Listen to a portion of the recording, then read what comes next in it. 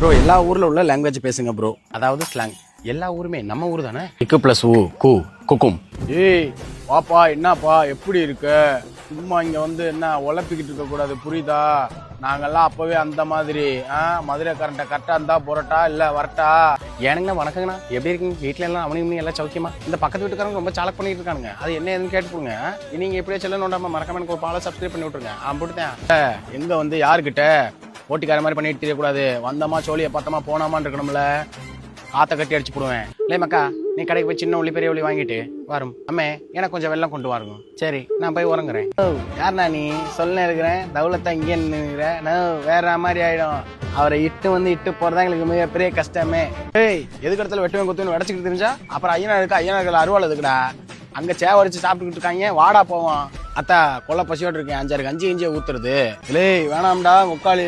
வேணாம்டா லைக் பண்ணி விட்டுறான். இப்படி தமிழ்நாடு ஃபுல்லா ஒவ்வொரு பாஷையில பேசிக்கிட்டே இருக்காங்க. ஆனா இப்ப தமிழ்நாடு ஃபுல்லாவே ஒரே பாஷை தான் பரவிட்டு இருக்கு. அது என்ன அப்படின்னா, பையா ஏக் பிளேட் பானிபூரி. பானிபூரி கடைகள் அதிகரிச்சிருச்சு, பத்தி கடை காணோம்.